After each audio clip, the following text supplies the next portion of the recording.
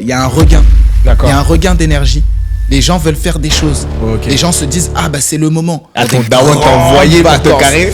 Ah non, ça j'ai jamais eu ça. T'as j'ai eu jamais ça eu- Non, j'ai jamais vu ça. Et allez, J'ai des tu frères vas au tombés pays. au combat. J'ai des frères tombés au combat. Ouais, ils ont un aller, ils ont pas de retour. Comme si nous, on avait des factures d'électricité à 700 balles. C'est ça. 700 balles. Grosso Tous les modo, mois. c'est l'équivalent. Proportionnellement, c'est ça. Ouais. Le sûr, c'est que le tourisme se développe de plus en plus. Ouais. Et il y a de plus en plus de gens qui, en plus du tourisme, cherchent un pied-à-terre au Sénégal. Ils se renseignent pour moi. Ils me disent le prix du terrain. Je crois que le terrain, il coûtait 30 000 balles. Combien tu viens ici? C'est similaire. Similaire. 300 mètres carrés, grosso modo. Ça veut dire qu'il y a eu quasiment un fois 10 Dinguerie. sur le prix du foncier. Bonjour à toutes et à tous, j'espère que vous allez bien pour ce nouvel épisode du podcast Le Meeting. Ah ouais. Toujours en présence de monsieur Mathieu et de moi-même, donc monsieur Farah, Yeah. pour les intimes. Donc comme d'hab, on va vous divertir en vidéo. Hein, Yes. parce que y a l'argent qui est rentré. Hein, Les moyens. hein. D'habitude, c'était que en audio. Maintenant, vous voyez, on réitère la vidéo encore. Ça veut dire qu'il y a un peu d'oseille. Mais bon, Ah, de ouf. on va pas le dire trop fort, sinon on va avoir des demandes et tout. C'est pas cool. C'est clair. Donc, bon, on espère que cette fois-ci, vous êtes bien posés et pas dans les transports, contrairement ça. à quand c'est que juste de Voilà. l'audio. On espère que vous êtes bien posés devant votre ordi en train de manger des chips. Hein, Exactement. et que vous allez vous divertir et surtout apprendre. De ouf. Vous allez profiter de la qualité visuelle, la qualité sonore. C'est ça. Et de la qualité intellectuelle. J'espère on me voit bien, là. J'ai essayé de mettre ma capuche. Voilà, de me positionner un peu. J'ai relevé, vous voyez, montre Casio, hein, collector. Collector. Hein, donc voilà. Bon, aujourd'hui, on va parler de quoi, monsieur Mathieu? Aujourd'hui, on va parler encore d'investissement. De toute façon, on parle souvent d'investissement. On parle un peu d'entrepreneuriat, on parle un peu de développement personnel. On en a parlé beaucoup même. Oui. Là, en ce moment, on se concentre un peu plus sur l'immobilier, sur l'investissement. Exact. Et plus particulièrement sur l'investissement immobilier au Sénégal.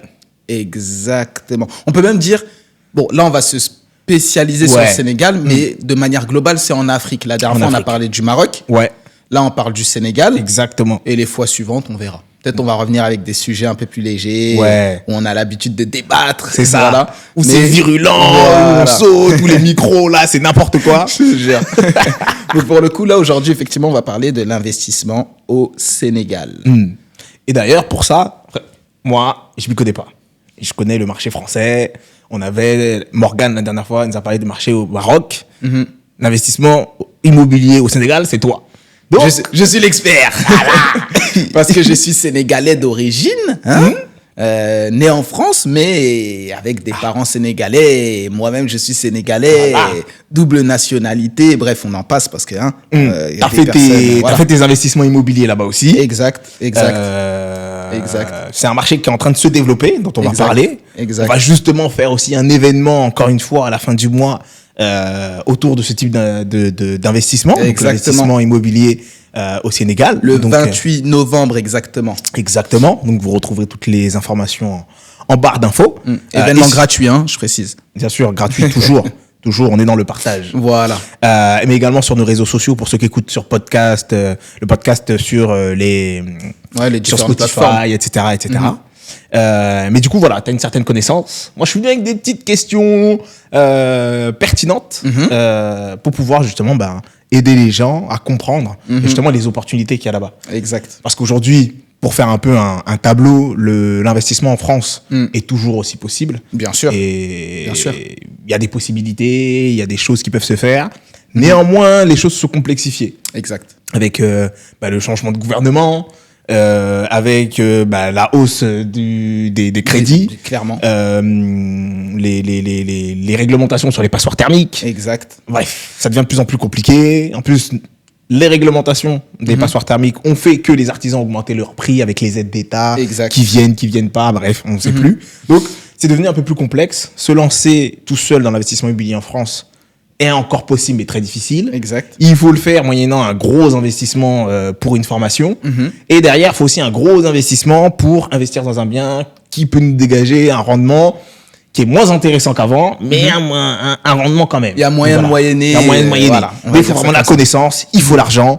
De l'accompagnement. Et on en passe. Et donc, les barrières à l'entrée se sont démultipliées sur, ne serait-ce que, j'allais dire, les années qui ont passé, mais c'est juste les 2 dernières années, en vrai de vrai. Mais je vais même être plus trash, ne serait-ce que les derniers mois déjà. Ouais. Dans les dernières années, on peut prendre que quelques mois pour dire qu'il y a eu vraiment des changements drastiques au niveau de l'investissement immobilier en France, tout simplement. Ouais. Donc, on est d'accord. Donc, du coup... En parallèle, exactement. On a des marchés qui, eux, continuent à se développer, qui continuent à grandir et qui proposent de belles opportunités. Exactement. Et donc, du coup, moi, ce que je voulais faire, c'est pas juste parler d'immobilier. Ouais, il y a ci, il y a ça, il y a des rendements, il y a des blablabla. En fait, c'est juste tout simplement essayer de dépeindre un tableau, tu sais, du Sénégal. Ouais. En gros, en termes d'énergie, en termes de tourisme, en termes de méthode de construction, en termes de, même de politique. Tu vois. Et qu'on essaye un peu de dépeindre un tableau du Sénégal par rapport à toi, ton vécu. Parce que tu y vas depuis tout petit, si je me trompe, j'ai pas de bêtises. Sûr, et tu y vas encore aujourd'hui avec ton expertise, ton expérience, et surtout, tu as fait des investissements. Donc, le but, c'est qu'on puisse dépeindre un tableau et voir un peu quelles opportunités on peut en découler. Bon, bien sûr, on sait quelles opportunités on peut en découler. Mais l'idée, c'est qu'ils puissent aussi se faire une idée. C'est chaud? Attends. À qui le dis-tu? Non, je suis chaud. Déjà, la première des choses, avant même ta question, sachez que tout ce que je vais dire, je ne le dis pas parce que je suis sénégalais. Ah oui, c'est vrai. Logique. C'est important. Mais je vais essayer d'être le plus neutre possible, ce qui est difficile, mais je vais essayer d'être le plus neutre possible. Donc voilà, c'était juste une petite parenthèse. Ouais. On aura besoin de ta neutralité, sur certains points. On aura aussi besoin de ton expérience sur, tu sais, qu'on a besoin un peu de chiffres, de trucs. C'est quand même important parce que c'est vrai que il y a beaucoup d'a priori. Clairement. Il y a beaucoup de préjugés. Bah oui. Et voilà. Il faudra quand même, s'il le faut, si on le peut, le déconstruire avec ton avis subjectif. Je suis chaud. Je t'écoute. Ok. Premier sujet, je dirais, c'est le phénomène, entre guillemets, l'événement, du moins, le plus récent, c'est la politique. Oui. Il y a récemment, il y a eu des élections. Il y a eu des élections. Je dis pas de bêtises, il y a moins de 6 mois, si je dis pas de bêtises. C'est à peu près ça. C'est un peu plus, mais c'est à peu près ça. Donc voilà, du coup, il y a eu un nouveau président. Est-ce que tu peux nous en parler? Est-ce qu'il vient avec de nouvelles idées? Est-ce qu'il vient juste pour reproduire ce que l'ancien faisait? Exact. C'est quoi un petit peu le en fait, si jamais on reprend le sujet légèrement avant, c'est pour ça que j'ai dit que ça fait un peu plus de temps que quelques mois ou que 6 mois, dans le sens où il y a eu des soucis politiques au Sénégal. Pourquoi? Parce qu'il y avait un monsieur, monsieur Macky Sall, qui était au pouvoir déjà depuis 2 mandats, qui s'était engagé à ne faire que 2 mandats. Et il l'avait même inscrit dans la Constitution.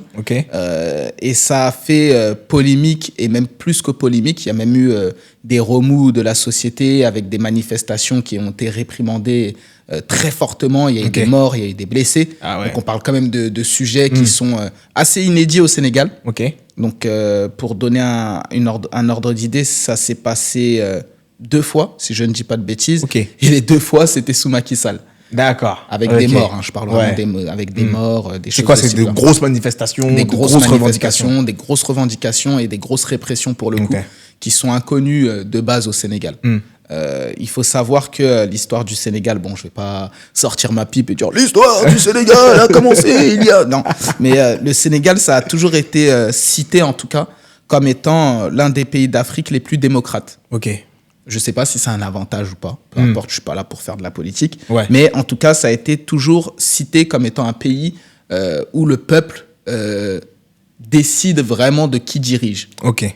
Ça s'est passé il y a quelques années, justement, lors de la première élection de Macky Sall, face à un ancien président, Abdoulaye Wade, qui avait dominé... présidé le pays pendant plusieurs années, de longues années. Il y a eu combien? Une sorte... C'est quoi? C'était... Oula, je serais incapable de te dire combien. J'ai 32 ans. Moi, je sais que je suis né, limite, c'était lui le président, tu vois. Et que ça fait pas trop longtemps qu'il est plus là. Je dirais, il a dominé une vingtaine d'années à peu près, je dirais.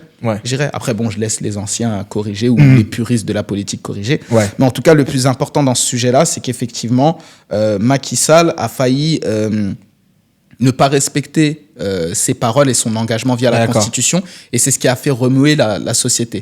Cette société qui étaient en perte totale de pouvoir d'achat, en perte totale de développement, en tout cas dans leur ressenti. Je ne dis pas que c'est réel, je ne sais pas si c'est réel ou pas, parce qu'il s'est passé des bonnes choses pendant Macky Sall. Maintenant, en tout cas, cette société se trouvait sans emploi, il y avait très peu d'emplois créés, les jeunes revendiquaient un avenir, tout simplement. Et donc, du coup, ce sont ces mêmes jeunes, appuyés par des plus anciens, qui ont souhaité un changement. Ce changement-là est passé par les manifestations dans les rues, au point où Macky Sall a annoncé ouvertement qu'il n'allait pas se représenter. D'accord. Donc, il y a eu des petits problèmes aussi politico-politiques, avec des emprisonnements. Voilà, tu sais, dans certains pays, c'est un peu comme en France, mais de manière plus visible, tu vois. En France, on va faire Strauss-Kahn, on va lui mettre une petite Renoir dans un hôtel, on va le faire glisser et on va l'évincer.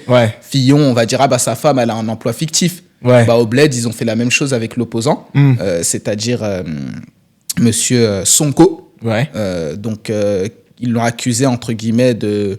Je sais pas si c'est de viol ou en tout cas d'agression sexuelle ou ils lui ont fait une Strauss-Kahn. Voilà, ils lui ont fait une Strauss-Kahn grosso modo. Je sais pas s'il est coupable ou pas, ça me concerne pas, tu vois. Mais en grosso modo, ils lui ont collé cette affaire-là sur le dos. En finalité, il a été emprisonné, il a été libéré. Bref, c'est Nelson Mandela, le truc, tu vois. Il a été emprisonné, le peuple n'était pas content, ils ont manifesté, il y a eu des répressions, il est sorti. Et en gros, c'est le mec du peuple, quoi. C'est le mec du peuple, droit dans ses bottes, qui veut faire sortir le Sénégal et le remettre en avant. Donc, l'avantage dans ça, c'est que le Sénégal entier, sauf, il y a toujours des opposants, c'est normal, mais la majorité du Sénégal a été pour cette élection. D'accord. Comme ça a été le cas pour Macky Sall quand il a été élu, comme ça a été le cas pour Abdoulaye Wade quand il a été élu.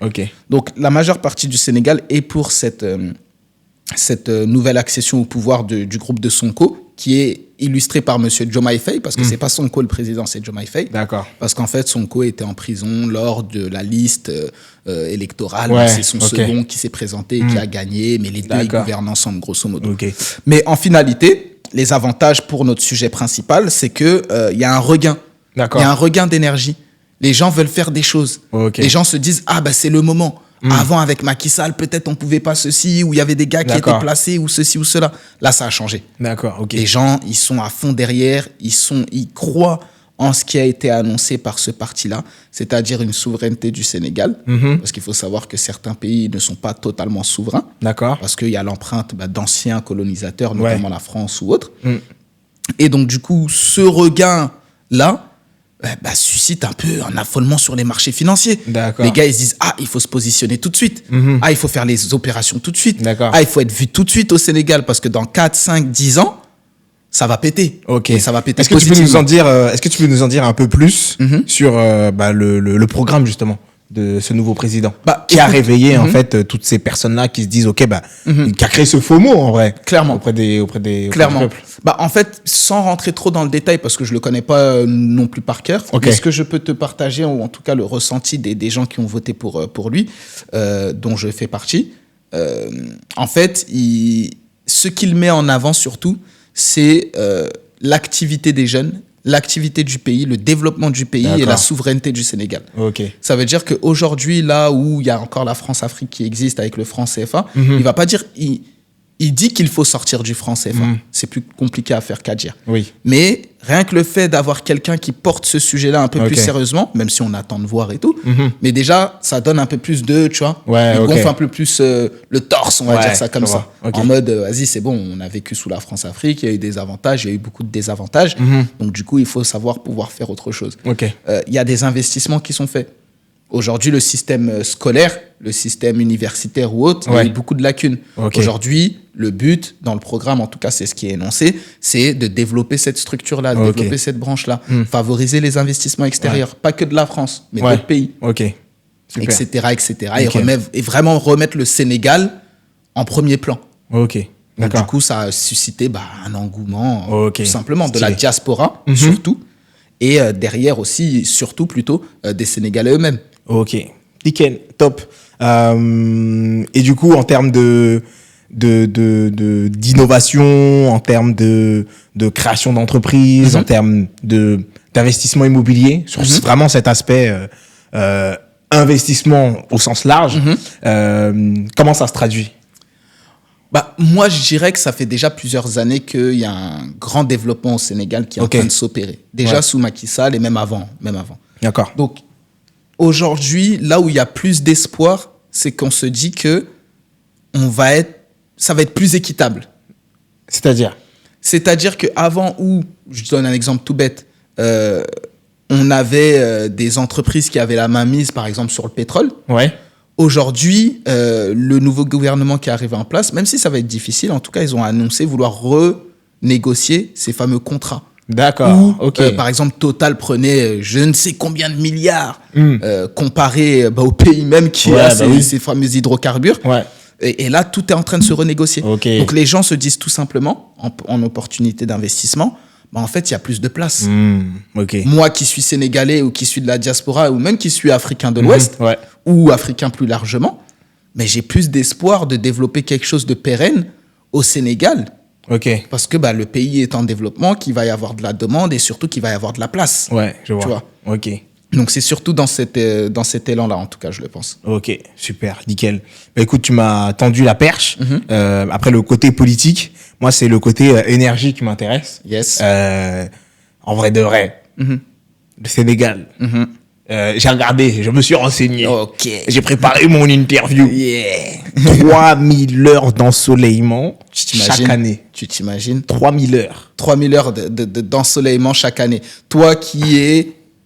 comme un peu moi, mais toi qui es dans l'énergie avant moi, via la domotique et autres, qu'est-ce que t'entends 3000 heures d'ensoleillement? Qu'est-ce qui te vient direct en esprit? C'est les panneaux solaires.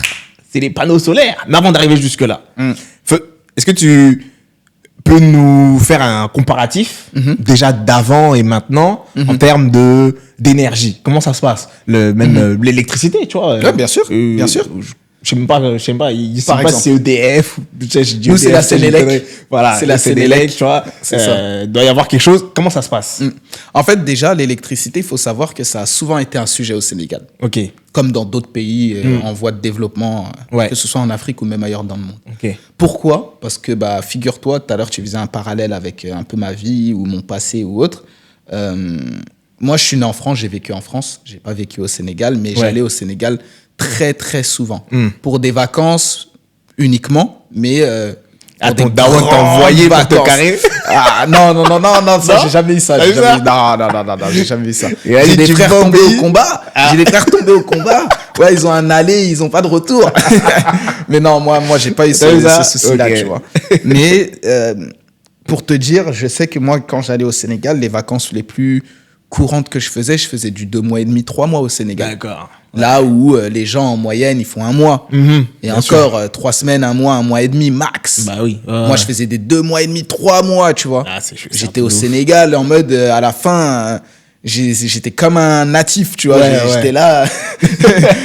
T'avais quel âge quand tu faisais des 2-3 mois? Quand j'étais plus jeune, je faisais plus des 1 mois et demi parce qu'il y avait l'école qui était un peu plus truc. Mais à partir du moment où je suis arrivé lycée, bac plus 2 et tout, je faisais des 2-3 mois. Ah ouais. Et surtout après le bac plus 2. Bac plus 2, bac plus 3 jusqu'au master. Je faisais des 2 mois et demi. Tu vois les darons là qui vont pas en vacances ils coffrent des vacances de ouf. Après, ils mettent tout au bled parce qu'ils ont une deuxième femme là-bas. Tu vois moi, c'était presque pareil limite. Tu vois j'allais, je faisais des 2 mois et demi, 3 mois au bled. Normal, pendant le ramadan, tout, rien. Dernier de mes soucis, tu vois. Ah ouais, stylé. Mais pour le coup, pour revenir à ce que tu disais, l'électricité, ça a été un sujet. Ouais. Moi, en tout cas, quand j'étais jeune, je m'en souviens parfaitement, l'électricité, t'avais pas un jour sans qu'il y ait une coupure de courant. Pas un jour? J'ai dit pas un jour. C'est une dinguerie. Genre, il y avait plus de jours où il y avait des coupures de courant que de jours où il y avait pas de coupure de courant. Tu t'imagines? Ouais, et j'étais pas dans un endroit style comme certains qui connaissent pas l'Afrique peuvent s'imaginer en mode dans une case, dans une hutte, en terre cuite, en pagne et avec une lance, tu vois. Non. Je crois que tu fais cette référence-là, elle me tue. Ouais, ça me fait rire parce que les gens, genre, ils ont regardé Kirikou, ils croient l'Afrique c'est comme ça, les salauds là. Non, c'est trop grave. Non. C'est trop grave. Attends. T'inquiète, on va remettre les choses en place. Ouais, on va reparler de ce truc-là. On va reparler, mais vas-y, tranquille. Donc, du coup, il y avait des coupures d'électricité systématiques. Ouais. Et dans une journée, il pouvait y avoir 2-3 coupures d'électricité. Pendant combien de temps? C'était pas forcément très long. Ouais. Mais ça montre que c'est pas stable, quoi. Mais ça montrait que c'était pas stable. La distribution n'était pas stable, la quantité n'était pas stable. Ouais. Et comme j'ai dit, distribution, gestion, quantité, il y avait un problème quelque part. Tu vois, il y avait un truc quelque part. Ça s'est nettement amélioré. Ok. Nettement amélioré. Depuis plusieurs années maintenant, quand même. Hein, ça doit faire. Justement, pendant Macky Sall, moi en tout cas, c'est comme ça que j'ai constaté. Ok. Moi, c'est quand je suis en allant au bled régulièrement, chaque année quasiment. Une fois, quand je suis retourné, ça fait quelques années maintenant, je me suis rendu compte justement de ce progrès-là. Je me suis dit, il n'y a plus de coupure d'électricité, tu vois. Et c'était réel, tu vois. Et c'est quelque chose qui était très apprécié et appréciable par la population, et même par nous qui venions, etc. Parce que ça, c'était quand même assez spécial pour déjà les locaux, comme pour les gens de la diaspora qui viennent en vacances, de tomber sur des choses de ce type-là. Tu vois, t'habites en France. Ce confort, quoi. Tu vas ou pas? T'habites en France, ceci, cela, tu vas au bled, il y a des grandes coupures de courant, ça fait le charme. Mais tu te poses quand même la question à te dire, mais comment ça se fait, tu vois? Comment ça se fait? Parce que le Sénégal, c'est un pays assez développé en Afrique, qui est en voie de développement, qui n'est pas un pays riche, soyons clairs. Mais c'est un pays quand même qui est plus vers le haut du panier si on parle de pauvreté que vers le bas. En tout cas en Afrique, tu vois. Maintenant, ce sujet-là, c'est un sujet qui s'est amélioré. Qui n'est pas fini à 100%. Parce que moi, je te parle de où j'habite. Moi, au Sénégal, dédicace aux gars de mon quartier, de Derklé, Derklé, à côté de Liberté 6, SICAP, donc Cité Marine, on est ensemble, tu vois.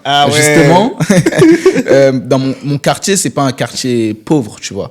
C'est pas un quartier riche, c'est pas un quartier pauvre non plus, tu vois. C'est un quartier de gens qui se débrouillent très bien, qui en général travaillent, ont des revenus et sont capables d'avoir un niveau de vie assez respectable, entre guillemets. Quand tu vas dans des endroits plus éloignés, même en France, si tu vas à Roubaix ou je sais pas quoi, tu sens que c'est pas le même niveau de vie, tu vois. Et tu peux te dire, là-bas, l'eau ou l'électricité, ceci ou cela. Mais quand tu es dans des quartiers classiques, tu te dis, c'est un peu plus bizarre, tu vois. Je vois. Et nous, on était soumis et régis par ça. Mais ce qui est sûr, c'est que ça s'est nettement amélioré, pour revenir à ce que je disais, et que aujourd'hui, ça n'existe quasi plus, en tout cas dans ce type de ville-là. Dans des villes un peu plus reculées, je sais pas parce que j'y suis pas, mais dans des villes classiques où c'était fréquent il y a 10 ans, aujourd'hui ça n'existe plus. Donc il y a des avancées à ce niveau-là. Par contre, le prix de l'électricité et le prix des énergies, le prix de l'électricité et le prix des énergies ont augmenté d'une façon récemment là, mais phénoménale. Tout le monde s'en plaint. Tout le monde s'en plaint. Et ça commence à tirer à gauche, à droite, à gauche, à droite. Et au final, les gens commencent à se plaindre. À juste titre. D'ailleurs, tu sais pourquoi? Je sais plus ou moins pourquoi. Moi, j'ai lu, en préparant, j'ai lu un peu. Dis-moi, je vais voir si ça concorde. Parce que c'est une hérésie. Oui. C'est une hérésie. Jusqu'à là, je pense qu'on parle de la même chose.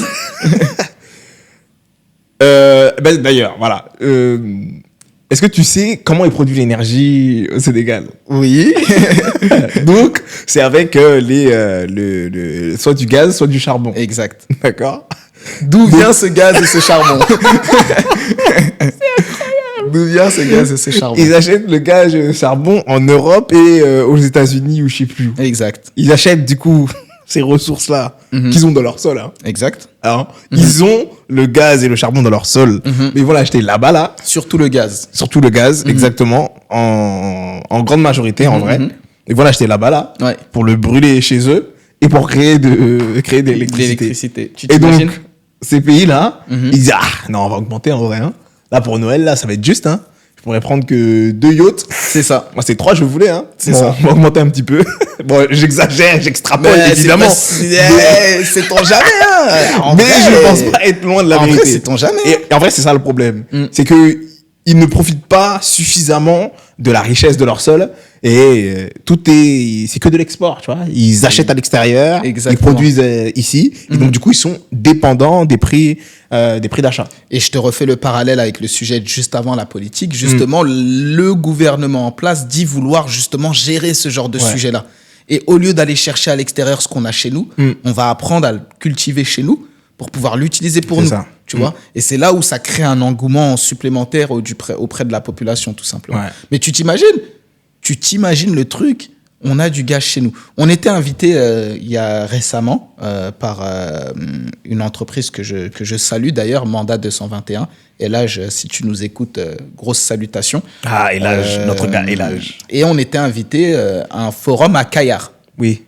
Donc Kayar, pour ceux qui connaissent le Sénégal, c'est pas très loin de la ville de Thiès. Et pour ceux qui connaissent pas le Sénégal, c'est proche d'une des grandes villes du Sénégal, en tout cas. L'objet justement de ce forum-là, c'est qu'il a été découvert des gisements de gaz. J'allais y venir. Voilà. Parfait. Toi, tu devance. Tu devances. Mais vas-y, let's go. Il a été découvert des gisements de gaz. Et le but, justement, c'était de promouvoir déjà ces découvertes-là, d'inviter des personnes capables d'exploiter justement ce gaz en interne, et aussi de développer cette ville qui va tourner autour de cette fameuse découverte, tout simplement. Et c'est quoi? Il y a plus de 50 ans de stock de gaz. Tu t'imagines? Plus de 50 ans de stock de gaz. C'est incroyable. 50 ans. Bien sûr. 50 ans. Tu as largement le temps de développer l'économie, créer de la valeur et surtout prévoir la suite. Exactement, sachant que c'est pas le seul endroit où il a été découvert de l'hydrocarbure. Ouais. Donc, mutualiser, gérer le truc, développer des nouvelles technologies, des innovations qui permettront, peut-être que ces 50 ans se transforment en 100 ans, j'en sais rien, tu vois. Ouais. Mais il y a plein de choses à bosser. Totalement. Et donc, du coup, nous, on était invités dans le cadre du développement de cette ville, notamment du point de vue immobilier, construction et autres. Bon, on reviendra dessus plus tard. Non, mais, tu me tends la perche parfaite. Mais pour expliquer, c'est quand même, comme tu l'as dit, une hérésie, tu vois. Ah oui, complètement. C'est une hérésie. Aujourd'hui, tu es un pays souverain, parce que tu es un pays, donc quand tu es un pays, tu es souverain. Ouais. Et ton gaz, à la rigueur, tu n'en as pas. Ouais. Tu vas l'acheter ailleurs. Vas-y, tranquille, tu vois, ça s'entend. Ouais. Mais t'en as. T'en as. Non. Mais on sait qu'ils sont qui bossent dessus. Exact. Parce que les yeux sont suffisamment ouverts, on est suffisamment au courant, l'information va tellement vite en vrai que c'est sûr qu'ils sont sur ces sujets. Donc il n'y a pas à s'inquiéter par rapport à ça. Mais c'est déjà hyper important, hyper intéressant que déjà la stabilité du réseau électrique soit là, soit présente, tu vois, et que ce soit entre guillemets accessible. Donc ça déjà c'est une belle évolution et c'est hyper intéressant. Qu'ils découvrent des gisements et qu'ils commencent à s'y attaquer en se disant ok, on va développer toute une économie autour, etc. Notamment le forum de Kayar auquel on a été invité, ça montre aussi l'engouement et que les choses se font maintenant. Exactement. Donc ça c'est hyper intéressant. Et du coup tu parlais un peu d'immobilier. Moi ça m'intéresse en termes de comment ils construisent là-bas. Quelles sont leurs méthodes? Est-ce que c'est comme nous? Est-ce que c'est différent? Parce que on peut se dire, même si ça fait un peu contradictoire par rapport à ce qu'on vient de dire précédemment, mais leurs sols sont tellement riches. Est-ce qu'ils construisent? Est-ce qu'ils importent du parpaing? Comment ça se passe un peu, vu que tu as fait des constructions là-bas? En fait, si tu veux... je vais dire une phrase bizarre, mais qui s'entend. La construction, c'est très artisanal. Ok. Mais ça s'entend, parce que c'est un artisan qui fait ton truc, et c'est logique. Mais si je dois faire un parallèle par rapport en France, il y a plein de choses. Par exemple, même au Sénégal, il y a ça aussi, mais c'est pas la majorité. Je m'explique. Aujourd'hui, au Sénégal, quand tu veux, par exemple, faire tes constructions, la majeure partie, tu fais venir sur ton chantier. En tout cas, moi, c'est comme ça que j'avais procédé. Tu fais venir du sable. Tu fais venir comment je peux dire ça en français? Tu fais venir des pierres et derrière tu fais venir ton ciment, tu fais venir ton truc et tu fabriques un peu tout ça. Ok. Après tu mets ça dans des moules. En gros, je sais pas comment on dit ça en français, mais dans des moules. Ouais, des moules. Tu mets ça dans des moules, tu fabriques tes parpaings et bim bam boum, tu vois. Ok. Et ça s'enchaîne et les mecs. C'est comme ça que toi t'as construit? C'est comme ça que j'ai construit un de mes bâtiments. Ouais. Le deuxième, ça a été plus un peu comme ici. J'ai fait venir des parpaings. Voilà. J'ai fait venir des parpaings, etc. Mais pour le coup, ce qu'il faut comprendre déjà, pour revenir aux origines, au Sénégal, le marché de la construction de la maison individuelle, c'est le marché numéro 1 et de loin. D'accord, ok. Il faut savoir que l'État qui vient construire des bâtiments pour y loger des gens ou des bailleurs... Il y en a très peu. D'accord. Très peu. Quand je dis très peu, franchement, moi, de ceux que je connais SICAP. Ouais. Je connais HLM Sénégal. J'en connais 2-3 max. Okay. Ouais. 2-3 max. Et même dans les noms, des fois, je les confonds, tu vois. Ouais. Mais tout ça pour dire que la majeure partie des gens qui habitent dans un endroit, c'est soit une personne, c'est-à-dire un particulier, qui a investi et qui a fait construire un bâtiment et qui a mis à louer des chambres ou des appartements, ou soit c'est la construction de la famille même et c'est la famille même qui y habite. Ok, ouais. Tu vois, il n'y a pas vraiment le système il y a un nouvel bâtiment. Ouais. Ça se développe de plus en plus. Oui. Mais c'est pas la base du jeu. Ouais. C'est pas la base. C'est très culturel. C'est très, très culturel parce qu'aujourd'hui, les gens, la base d'une famille, c'est un mariage. Ouais. Quand tu te maries en tant que femme, tu rejoins la maison de ton mari. La maison de ton mari qui est dans la maison familiale. D'accord, ok. Tu vois. Ouais. Donc, en fait, tu rejoins l'appartement de ton mari qui est dans une maison familiale. Ouais. On parle beaucoup de cour commune. Ok. Cour commune, c'est une cour. Et autour de cette cour, il y a des appartements des différentes familles. Ok. Mais tout des ça dans familles une maison. Dans une maison. Dans une pas seule un grande immeuble, maison. c'est une maison. Exactement. Ok. Mais cette maison-là, au fur et à mesure du temps, et je reviens sur comment on construit, devient un bâtiment. D'accord, ok. Ok. Tu sais, je suis en train de capter les discussions qu'on a eues avec les différents architectes. Exactement. Qui veulent à chaque fois que ce soit évolutif, etc. Exactement. Parce que c'est la base. Ouais, Si tu veux, ok. aujourd'hui, au Sénégal, tu fais avec les moyens du bord. Ça veut dire que si là, tout de suite, tu as 15 000 balles à investir pour faire une maison, tu vas faire ton premier étage. Ok. Tu vas tout faire, etc. Tac, tac, les pièces, tout, la porte d'entrée, bref, prêt à être habité, prêt à être meublé. Si tu veux faire un deuxième étage, bah, tu vas attendre d'avoir de l'oseille et tu vas faire ton deuxième étage. Et ensuite, tu vas faire ton troisième étage. Et ensuite, tu vas faire ton quatrième étage jusqu'à où tu peux monter. Et voilà, quoi. Et ça devient un bâtiment au fur et à mesure du temps. Ok. Et les différents étages, soit tu vas les mettre à louer, soit c'est les membres de ta famille qui vont y habiter. C'est comme ça qu'ils se construisent la plupart des bâtiments. Exactement. C'est comme ça que la plupart des bâtiments se construisent. Et c'est une des particularités. Ouais. Bon, je dirais pas de l'Afrique, parce que ce serait mentir. Je connais pas tous les pays d'Afrique, ou en tout cas cette spécificité dans tous les pays d'Afrique. Ouais. Mais en tout cas, au Sénégal, c'est une spécificité. Ok. C'est comme ça que ça se passe, tu vois. C'est Et- rare que tu fasses autrement. Et en termes techniques, par exemple, isolation, électricité. Donc, tu as parlé je crois, de sable sur lequel ils faisaient directement le ciment. Je crois qu'il y a d'autres choses aussi. On a un peu parlé de pierre rouge ou... Oui. je sais plus quoi. Ok, d'accord. Tu vois Est-ce que tu peux nous en dire un peu plus? Il y a différentes techniques de construction. Aujourd'hui, la technique la plus utilisée, ça va plus être la construction de parpaings. D'accord. Ok. En soi.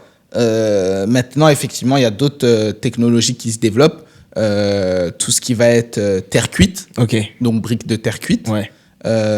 qui ont des vertus isolantes, qui sont de plus en plus plébiscitées, en tout cas par les personnes qui veulent avoir de l'isolation, donc concrètement être assez au frais quand il fait chaud et être assez au chaud quand il fait frais. Ouais. Il y a, oui, voilà, c'est ce qu'ils appellent du BTC. Hein. Nous aussi, on le fait ici en France, même si c'est beaucoup plus industrialisé, alors que là-bas, c'est vraiment très artisanal. Sinon, en soi, par exemple, au Sénégal, on ne construit pas forcément avec de l'isolation. Ouais. Je vais même pas dire on ne construit pas forcément, on ne construit pas avec de l'isolation. Parce que c'est un pays où il fait chaud, tu l'as dit tout à l'heure, 3000 heures. 3000 heures d'ensoleillement par an.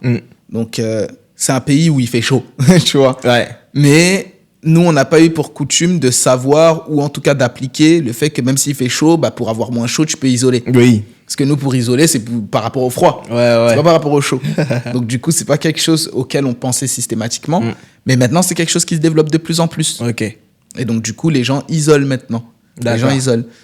Pour ce qu'on disait juste avant, en général, c'est un premier étage qui est fait, et ensuite, c'est un deuxième étage, et ensuite, c'est un troisième étage qui est fait.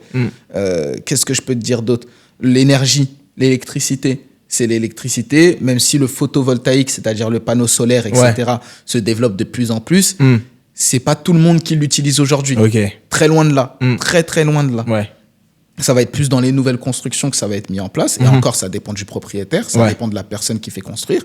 Mais en soi, ça se développe. Ok. Ça se développe. Et ça a intérêt à se développer. Parce que tout à l'heure, je le disais, le prix de l'électricité, Bien sûr. il augmente. On n'a même pas parlé de l'eau. Hein. Ouais. On n'a De pas parlé ouf, de l'eau, de ouf. de la raréfication de l'eau, qui est un problème déjà en Europe et dans d'autres pays du monde et aussi en Afrique, c'est connu pour. Ouais. Donc du coup, ouais, il y a vraiment des sujets d'énergie, en tout cas au Sénégal. Ouais, ok. Et demain, venir avec ce type de produit-là et le maîtriser, parce que Ouais. c'est bien de venir avec. Il faut savoir l'exploiter correctement. Ouais. Bah, en vérité, demain, tu fais une maison avec de l'électricité autonome via du photovoltaïque. Ouais, t'es le roi du pétrole. T'es le roi du pétrole. Ah, c'est pas la bonne expression, mais Voilà. vous avez compris. T'es le roi du soleil. T'es le roi du solaire. T'es le roi du solaire. Mais tu vois, Ok, ouais. c'est Ouais. des vrais sujets pour le coup. Ouais, ouais. C'est des vrais sujets. Très lourd. Très clair. Je te prends un exemple en France. Quand j'étais dans la construction de maisons individuelles en France, j'avais mon collègue qui me répétait souvent, Farah, tu vois les clients, il faut leur montrer les factures d'électricité. Ils sont en appartement. On est en crise électrique là. Il y avait des problèmes d'énergie avec l'Ukraine Ouais. et tout l'année dernière. Ouais, même, ouais, là, ouais. hein, même là encore, Oui. je crois. Il faut leur montrer, il faut leur expliquer que quand ils vont faire une maison isolée avec du photovoltaïque, moi j'ai une maison de 145 mètres carrés. Pas moi, hein, c'est lui qui parle. Ouais. J'ai une maison de 145 mètres carrés que je chauffe à 26 degrés tous les jours. Pourquoi ? Parce que j'ai un enfant en bas âge Ouais. qui marche à quatre pattes sur le carrelage et le carrelage c'est froid. Ouais. Donc du coup, je chauffe à 26. Et moi, vas-y, je suis un Congolais, j'aime bien quand il fait chaud. À chaque fois, il me disait ça. Ouais. Et il me dit, je chauffe à toute patate 145 mètres carrés d'habitation. Putain. Par mois, je paye 61 € de facture d'électricité. Dinguerie, ça. 61 C'est euros. de dinguerie, ça. J'étais en appart, j'avais 77 mètres carrés. Ouais. Poteau, je payais 120 balles. Et je chauffais même pas. C'est une dinguerie, ça. Je chauffais à 19 degrés. 19 degrés. Il chauffe à 26. Ouais. 26 degrés. Ressenti à peu près 23. Ouais. 145 mètres carrés d'habitation, 61 €. Et il a même pas activé la revente de son surplus d'énergie généré par les photovoltaïques. Ah ouais. Ok. Ça veut dire que s'il rétrocédait ça, Ouais. ça diminuerait Ça diminue encore sa facture. sa facture. Tu t'imagines 61 €, 145 mètres carrés. Dinguerie.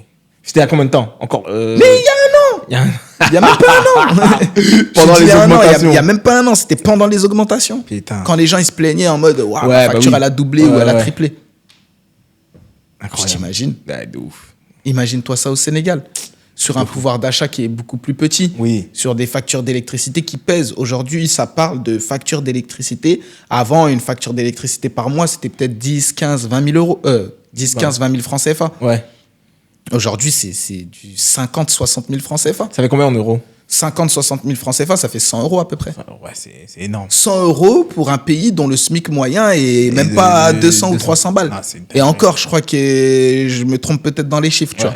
Ouais. Donc, tu t'imagines? Exorbitant. Tu t'imagines? Tu fais comment? Ouais, de ouf. Alors que demain, c'est Comme si nous, on avait des factures d'électricité à 700 balles, quoi. C'est ça. 700 balles. Grosso Tous modo, les c'est mois. l'équivalent. Proportionnellement, c'est ça. Ouais.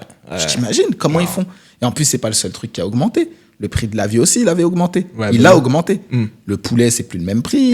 La viande, c'est plus le même prix. Les pommes de terre, c'est plus le même prix. Le riz, c'est plus le même prix. Bref, Est-ce que, l'huile. justement, c'est pas dû au tourisme que tout ça, tous ces prix-là, le poulet, la vie en général, Ouais. elle augmente? Je Parce dirais- que, ouais. moi, je suis sur YouTube assez souvent. Je regarde mes podcasts, je regarde mes quetrus.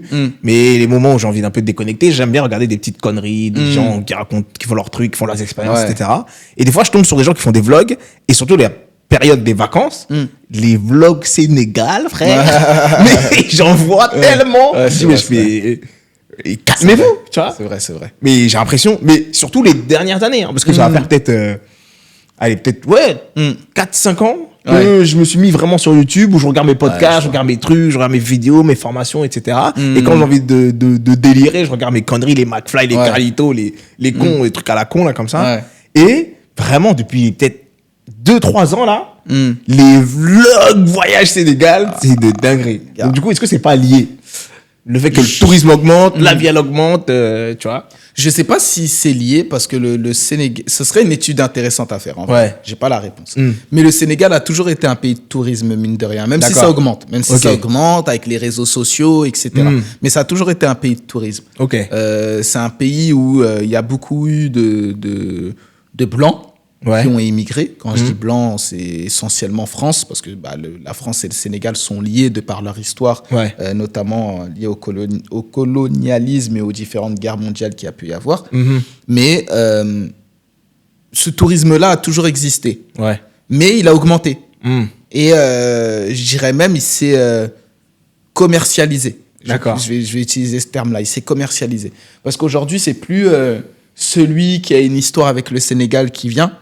C'est même celui qui veut juste aller en vacances et qui fait du Sénégal un lieu, un site touristique. Tu vois. Avant, c'était pas trop ça. C'était soit le blanc, comme je l'ai dit tout à l'heure, qui a une attache avec le Sénégal, parce que soit ses parents, quand ils étaient enfants, ils allaient au Sénégal, ou il a une meuf sénégalaise, ou peu importe, tu vois. Ou inversement, où il a un gars, elle a un gars sénégalais, bref, on s'est compris. Les woke là, faut nous laisser. Ouais. Mais genre, c'est vraiment dans les deux sens, c'est pour ça que je dis ça. Mais pour le coup, maintenant, c'est même le mec qui a rien à voir, qui vient, tu vois. C'est ça, c'est comme si c'était... Tant mieux, bien sûr. Et c'est vraiment ça, c'est limite... comment je vais le définir comme si t'allais aux States. Ouais, c'est ça. Ou comme si t'allais aux Antilles parce que tu as envie de soleil, tu vois. C'est ça. Maintenant, t'as aussi le Sénégal, tu vois. Exactement. Et je te dis ça, c'est pas le Sénégal, le Mali et la Côte d'Ivoire, par exemple. Sénégal. Ouais, je vois ce que tu veux dire. Après, la Côte d'Ivoire est aussi dans le même cas, même un peu plus. Mais par exemple, le Mali. Ouais, pas le Mali. Le Mali, c'est un peu plus, je vais dire, refermé. En plus, il y a eu des tensions politiques récemment. En tout cas, les autres pays de l'Afrique de l'Ouest, je dirais, il y a la Côte d'Ivoire en premier. Ah ouais? Puis, il y a la Côte d'Ivoire en premier. Les gens ne veulent pas faire de vlog, hein? Ils font, mais peut-être tu tombes pas sur eux, je sais pas. Mais ils font. Mais en tout cas, la Côte d'Ivoire en premier, suivi de très très près par le Sénégal pour le coup.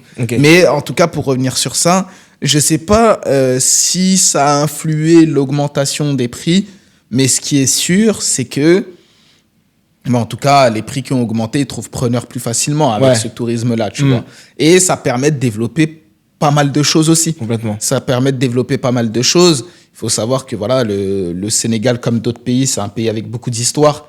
C'est la pointe un peu d'un ancien commerce triangulaire. De l'esclavage et autres. À l'île de Gorée, c'est de là que partaient les Noirs pour aller aux États-Unis ou je ne sais où. Donc, le Sénégal a une histoire assez dense, tu vois. Donc, le tourisme, en tout cas, beaucoup de Noirs, je ne sais pas si c'est le type de contenu que tu vois, mais c'est souvent des Africains qui vont, ou Africains ou Antillais, ou en tout cas Noirs, qui vont et qui font des vlogs. Je ne sais pas si c'est le cas de ce que tu as vu, tu vois. Je connais pas, moi, Carlito, tout ça. Je sais pas si Carlito. Oui,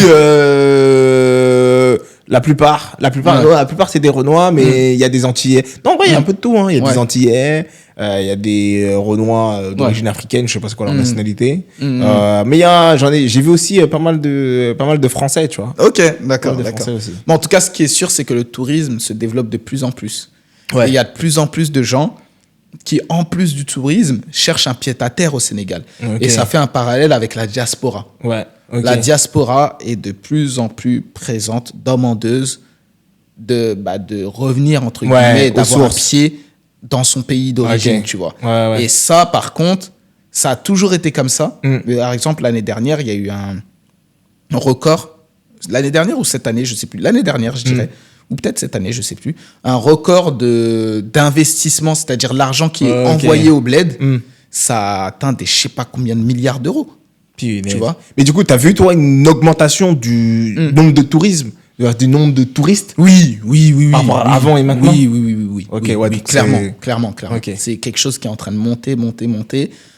Les dernières élections, ou du moins le changement de pouvoir, je ne sais pas quelle influence ça a eu dessus. Parce que les gens se disent, montée du nationalisme, je ne sais pas comment c'est ressenti réellement. Et en plus, il y a eu des émeutes, donc les gens... Je ne sais pas comment c'est ressenti, mais je pense que ça n'a rien changé, c'est encore toujours en train de monter, et voilà, tu vois. Mais clairement, c'est impressionnant. Tout se développe, en fait. Tout se développe. Tout est en train de se développer. Ils ont inauguré le train, là. Je vais dire le genre de... C'est un TER. Il y a un TER. Il y a un nouvel aéroport. Il y a des... Non, toutes les infrastructures sont en train de se développer. Tout à l'heure, tu me parlais d'énergie renouvelable. Il y a le village là de panneaux solaires.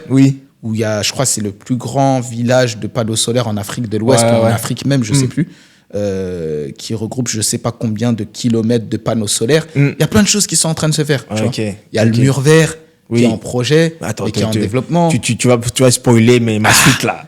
Je m'arrête. Je m'arrête. Je suis obligé de t'arrêter. Je m'arrête. Du coup, tu parlais de personnes de la diaspora qui ont de plus en plus cette volonté d'avoir un pied-à-terre du coup sur le Sénégal. Du coup, c'est un impact sur le prix de l'immobilier. Oui. Est-ce que tu peux nous en parler? Est-ce que tu as vu, forcément, tu as investi il y a plusieurs années maintenant. Ça a un impact. Ça a un impact. C'est terrible. T'as investi. Il y a combien de temps tu as investi? Enfin, j'ai fait ça, on dirait, il y a 30 ans. Le premier investissement. Je dirais il y a une dizaine d'années. Une dizaine d'années. Moins de 10 ans, ouais. Maintenant, tu connais tes chiffres. Ouais. Parle-nous-en. Bah, en fait, déjà, pour répondre à ta première question, le football, il a changé, mec. Le football, il a changé, mec. Moi, par exemple, j'ai parlé de 2 biens. J'ai un bien à Keur-Massar et j'ai un bien à Diamniadio. Ouais. C'est 2 villes qui sont assez bien développées même. Ouais. Notamment Diamniadio, donc c'était la volonté de l'ancien président d'en faire un peu la 2e ville du Sénégal. Tu vois, la 2e capitale. C'est comme si je te dis Paris et la Défense, tu vois. Donc ça aurait été la Défense du Sénégal. Du Sénégal, tu vois. Et moi, de par ma famille, j'ai une partie de ma famille qui est implantée là-bas, du côté de mon père, et j'ai réussi à avoir un terrain, il y a de ça 8 ans, je crois. 8 ans, 2016, je crois. 8 ans. Je l'ai acheté 4 000 €. Ok. Combien de à mètres carrés? C'est à peu près 300 mètres carrés. Ok. Là-bas, il faut savoir que les gens, le jardin, c'est le dernier de leurs soucis. Oui. T'as 300 mètres carrés, tu fais 300 mètres carrés de maison, grosso modo. Ok. Donc, du coup, 300 mètres carrés à peu près, et la maison a fait presque la même chose. Maintenant, c'est un bâtiment. Ça fait à peu près la même chose. Et donc, du coup, à cette époque-là, comme je l'ai dit, je l'ai acheté 4 000 €. J'ai fait construire petit à petit. Ça a dû me prendre 3-4 ans pour finir la construction. Et il y a toujours un terrain qui est collé à moi, qui est vide. Maintenant, mon père, il est parti il y a pas longtemps, là. Il m'a dit, non, il y a quelqu'un qui a acheté, ça y est, et tout. Et en fait, ce terrain-là, moi, je me souviens, il y a de ça 2 ans peut-être, ou 1 an et demi. J'ai dit, écoute, j'aimerais bien l'acheter en vrai de vrai. S'il coûte 4 000, vas-y, tranquille, je l'achète et vas-y, je fais construire un truc dessus. Et j'appelle mon oncle qui est dans la zone. Je lui dis, le terrain et tout, est-ce que tu peux te renseigner pour moi? Il me dit, ok, vas-y, pas de problème. Il se renseigne pour moi. Il me dit le prix du terrain. Je crois que le terrain, il coûtait 30 000 balles. Combien de superficie? C'est similaire. 300 mètres carrés, grosso modo. Ça veut dire qu'il y a eu quasiment un x10 sur le prix du foncier, sur le prix du terrain. 6 ans, du coup. C'est ça. Quelle dinguerie. Tu t'imagines? Je te parle du terrain. Je te parle pas d'une maison. Quelle zone, tu m'as dit? À Diamniadio. C'est là où le nouvel aéroport a été fait. C'est là où il y a le nouveau stade national. C'est là où il y a le palais des sports national. C'est là où il y a le ministère. Tout a été construit là-bas maintenant. Mais de base, moi, quand j'ai acheté le terrain, il n'y avait pas tout ça. L'aéroport, il n'était même pas là-bas et tout, tu vois. Enfin, non, il n'était pas là-bas. Je crois que ça parlait de ça, mais il n'était pas là-bas, en tout cas. Et tu t'imagines? x10, ça veut dire mon terrain, si jamais j'avais un terrain nu, j'aurais vendu peut-être 30 ou 40 000. Euros. Oui. Je parle en euros. Oui, j'ai pas compris. Mais de toute façon, avec ton immeuble qui a de la valeur, il y a potentiellement quelque chose d'intéressant à faire. Non, mais c'est hyper intéressant. T'imagines? Et à Keur-Massar, j'ai dû construire... Diamniadio, c'était le Bitcoin de... il y a 10 ans. Je te jure. C'était rentabilité x 10, tu vois. Et à Keur-Massar, j'ai acheté un peu plus cher parce que je l'ai fait après. J'ai dû l'acheter 7 000, le terrain. Et ça avait déjà augmenté, parce qu'à la base, c'était aussi dans les 3 à 4 000. Tu vois. Je l'ai acheté 7 000, donc presque doublé. Et pareil, j'ai dû faire construire, en premier lieu, j'ai peut-être utilisé 10 ou 15 000 pour faire un premier étage. Ensuite, j'ai surélevé d'un étage. J'ai rajouté à peu près 10. Et j'ai resurélevé d'un étage encore. J'ai rajouté à peu près 10 aussi. Ça veut dire, en gros, pour un immeuble, j'en ai eu pour aller, si j'arrondis, pour 40 000, quoi. Pour 40 000, terrain compris, 40 000 euros. c'est que dalle, 40 000 euros, si je dois te faire un ratio, c'est à peine, c'est 50, c'est un peu moins de 60 000. Ouais. Qu'est-ce que je te raconte? 40 000 euros, c'est à peu près, je vais te dire ça tout de suite, 40 000 fois 650, ça fait 26 millions. Ouais. Francs 26 CFA. millions de francs CFA. C'est un billet, mais si tu rapportes à la France et que tu veux faire un bâtiment pareil dans une ville, genre Keur-Massar, c'est comme si je te disais enlève la banlieue, les bandits, les je sais pas quoi, hein, mais en termes de positionnement, c'est comme si je te disais Aubervilliers. Ah, ok, je vois le Tu vois. délire. C'est à côté de Géographiquement, Dakar. c'est à côté de ce qu'il faut, tu vois. Oui. Voilà quoi, je suis dans la banlieue de Dakar et je suis pas dans la mauvaise banlieue de Dakar, tu vois. Ouais. Donc concrètement, c'est des choses qui aujourd'hui sont plus entendables. Va acheter un terrain à Keur-Massar, à part si tu connais la personne, tu l'auras au moins pour 10 ou 15 000 balles. Ouais, je Tu vois vois. le délire. Ça veut dire, moi déjà, ça avait doublé, et là, ça a encore doublé par rapport au doublage que moi j'ai eu déjà. Ouais. Tu vois. Donc tu t'imagines. Et je te parle pas d'autres endroits. Là, je te parle de ça. Si tu vas au niveau de la mer ou autre, tu vas à Sali. À Sali, j'avais un bien là-bas. Quand je l'ai fait, ouais, j'ai dû payer pareil. Tu vois, dans les mêmes alentours, dans les mêmes eaux. Mais aujourd'hui, Sali, ça vaut je sais pas combien. Quel dingue. Parce que c'est la zone balnéaire. Tu vois, c'est comme si je te disais... comment je pourrais te donner un exemple en France? C'est comme si je te disais... Ouais, comme par exemple, moi je sais qu'à Chamonix, il y a, quand j'avais été au ski, il y a une espèce de spa, centre balnéaire, je sais pas quoi, où ils récupèrent les eaux chaudes de la montagne, de je sais pas quoi, là, pour les bien-être, eau salée, chaude, tout ça, etc. C'est un peu dans c'est un délire comme ça, mais nous, il n'y a pas les délires de station d'eau et tout. Hein. Mais en gros, c'est... Tu vois, c'est... Comme tu as dit balnéaire, j'ai cru. Ouais, non, en gros, je voulais dire pas balnéaire, mais en gros, plage, salle de bain, la mer, la piscine qui coule dans l'eau, qui a des bords. Tu vois, le truc un peu, tu loues ta villa, quoi. Ça, c'est les villas. Les villas, et les piscines et la mer, tu vois. Grosso modo, c'est ça. Ouais. Je sais pas si on appelle ça station balnéaire. Non, c'est pas station balnéaire. Balnéaire, c'est plus thalassothérapie, spa, hammam, tout ça. Enfin, il doit y avoir des trucs comme ça, mais c'est pas dans ce sens-là. C'est pas dans ce sens-là. C'est plus dire en mode un bail de vacances. Un truc comme la Grèce où t'as plein de villas, plein de trucs. Voilà. Ouais. Mais en gros, tout ça pour dire que les prix, ils ont décuplé, mec. Ils ont décuplé. Décuplé. Et donc, du coup, tu t'imagines bien qu'un investissement au Sénégal aujourd'hui. Ouais. Aujourd'hui, en vrai de vrai, si on fait le bilan, en termes de politique, en termes de stabilité, entre guillemets, énergétique, c'est en place et ils sont avenants. Ils sont en demande. En termes de tourisme, on est au top, on est au pic. Et même sur les méthodes de construction et sur le développement du pays en lui-même, il y a tout qui se passe en vrai de vrai. Il y a tout qui se passe. En fait, on est au début de ce gros développement-là. Tu vois. Dans 10 piges, ce sera trop tard. Tout aura été fait, tu vois. Excellent. Et donc, du coup, c'est maintenant que jamais, quoi. C'est maintenant que jamais. C'est pour ça qu'il faut venir le 28 novembre à notre événement. Exactement. Faut cliquer, les amis, faut cliquer. Exactement. Justement, par rapport à cet événement-là, de quoi il va s'agir, tu vois? De quoi ça va s'agir? De quoi ça va s'agir? Ça veut rien dire, mais vous m'avez compris. Alors, d'abord, je te fais mon petit défi. Ouais. Et ensuite, tu me proposes la question. Comme ça, on clôture bien. Vas-y. Comme ça, on clôture bien. Mais bon, vu que tu m'as un peu spoilé, j'ai récupéré des innovations au Sénégal. Ouais. Tu vas me dire si tu les connais. Ouais. Par exemple, tu m'as déjà un peu spoilé là. Le premier, j'avais noté, c'était le mur vert. 7800 km. Exactement. C'est une dinguerie. Ça veut dire qu'il y a une problématique par rapport au sable et au désert qui s'étend et qui veulent faire une muraille verte de 7800 km de forêt, d'arbres qui vont planter. Exactement. Comme en Arabie Saoudite, là, où ils veulent faire le Neom, là. C'est ça. Mais c'est une ville, sauf que là, c'est avec la forêt. Du vert. La forêt. Tu t'imagines un climat aride comme celui qui est proche du désert. Bien sûr. Tu t'en fais une forêt. Tu t'imagines? Et puis 7800 km. 7800 km de forêt. Tout ça pour préserver la ville, le pays, l'environnement. Ouais. Donc il y a déjà des sujets environnementaux qui sont traités, tu vois. Et avec ambition en plus. Ouais. Avec ambition. Donc, ouais, non, clairement. Donc ça, tu m'as eu, ça, tu le connaissais déjà. La deuxième innovation, t'en as parlé, mais juste rapidement, c'est que le Sénégal a la plus grande ferme solaire d'Afrique. Mais est-ce que tu connais le nombre de personnes qui en bénéficient?